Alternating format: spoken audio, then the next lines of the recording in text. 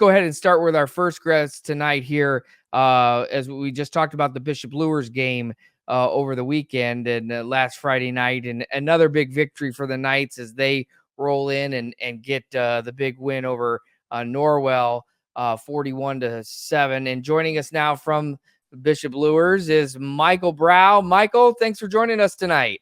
What's up? How's it going? Pretty good. Yeah. Congrats, first of all, on the big win Friday night as this Luers team continues to roll. We were just talking about it just momentarily before we brought you in. Mm-hmm. The postseason for you guys is here, and you guys go through that grind of the SAC. When you get to this point of the season, what is the benefit of playing it? I mean, how does the SAC schedule help you guys as you roll through? You were state champions a year ago, now in Class 3A. Well, I mean, obviously, we play all those big schools in the SAC, so that really prepares us for like what we'll see later on. Because the schools we play obviously aren't as big, but it's just the competition. It gets us in the right mindset, like to not take anybody for granted, stuff like that. Sure. And you guys have been able to have a lot of success, particularly when things switched over now for what you guys have been doing. You outscored your opponents 82-15 in sectional play.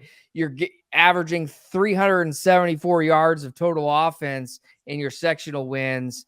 Mm-hmm. Talk about the growth and development of this team. I know a lot of two-way players like you on this team, how that's come along all year long, and you find that little bit of momentum heading into the playoffs. Yeah, we do have a lot of starters returning, especially young guys. We have a lot of juniors on our team, and most of them did play last year, so they do have that experience. And especially on our line, we had only, besides one guy moving up to play left tackle, everybody played on the line. So I mean, we all have experience, and that does help especially when it comes into playoffs, because most of them have been in the situation before, so they're ready for it.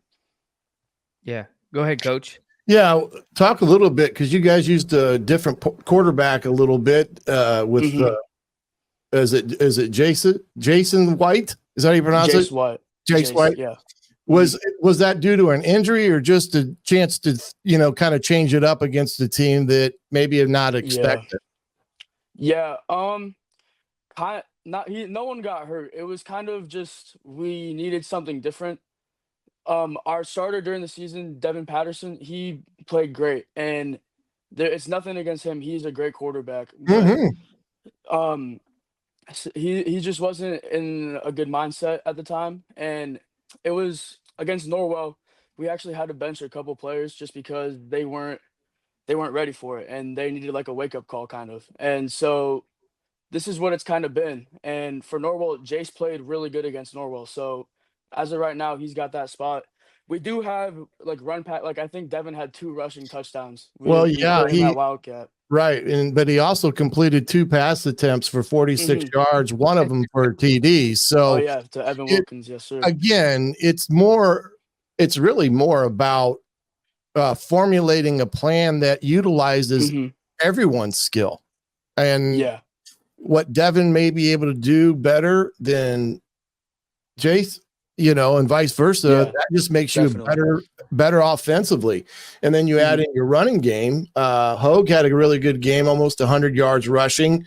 You guys had over almost 200 yards rushing on the evening, and 137-yard passing. So offensively speaking, you guys had a pretty solid night down at Jay County for a team that you guys probably didn't even know where it was at first until you looked at it up on the map. Yeah, definitely.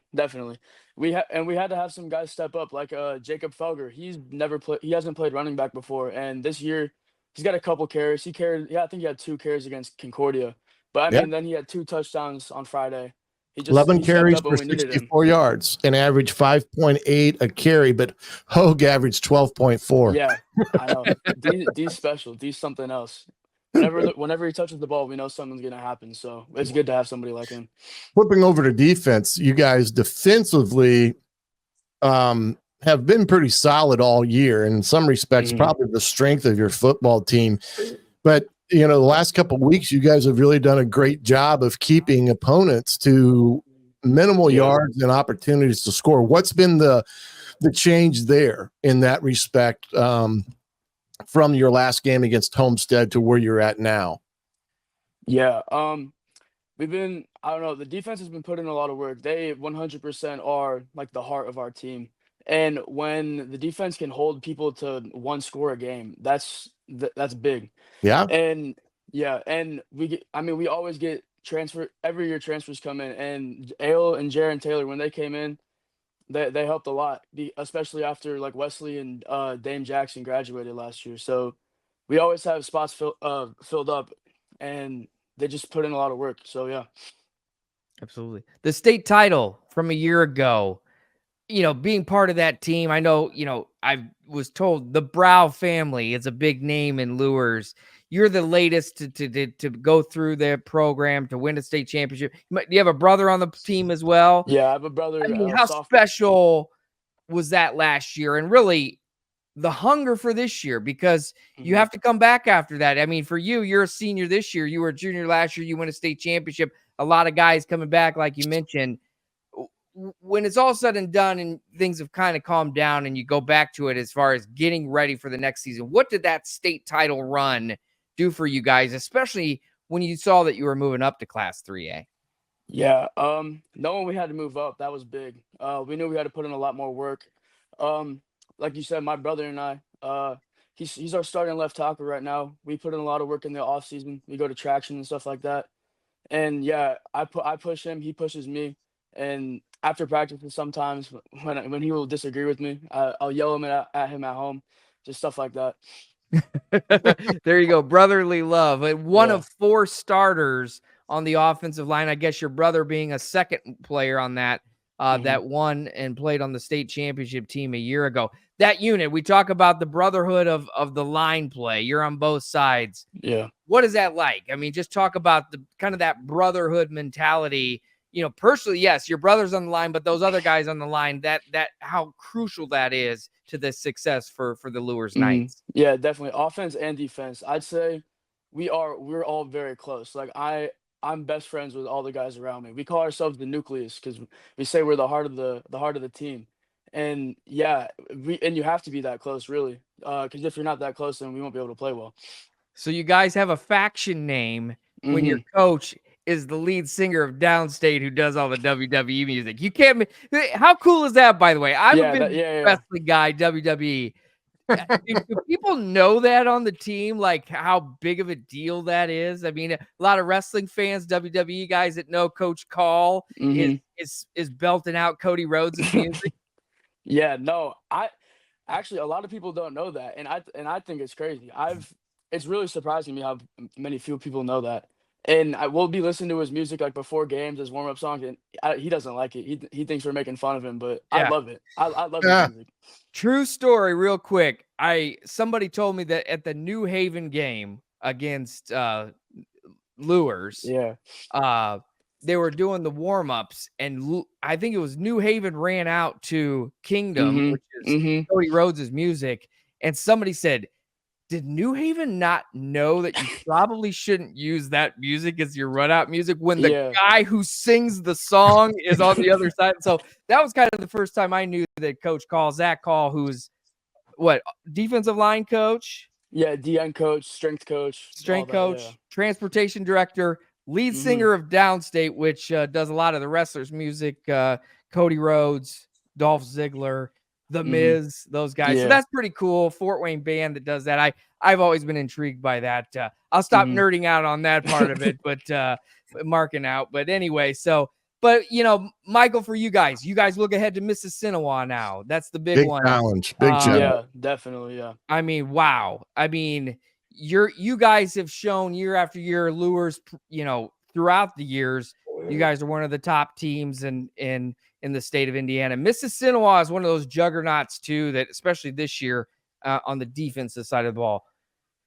What's it going to take for this Luers team to get past them? Because that's going to be a tough test, but some of the opponents you face this year, I think that's probably going to help prepare you for this matchup on Friday night.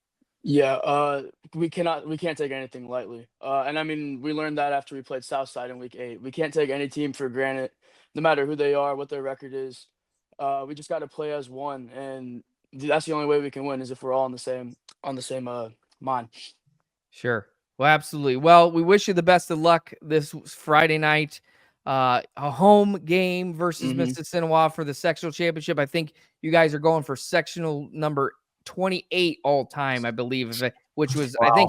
I think that's 5th all time in the state. I think Carmel's up there is another indie school, and then it's Hmm. Snyder, Dwanger, and Luers are all the top 5 all Yeah. time in the state of Indiana. So you guys going to be for the next one there, and that would be a big matchup. And as you guys continue to march, best of luck to you and the Knights, and thanks for joining Thank us you. tonight here on Upon Thank Further you. Review. Thank you. Good All luck, right. Michael. That was Michael Brough from the senior captain, offensive line, defensive line for the Bishop Luers Knights.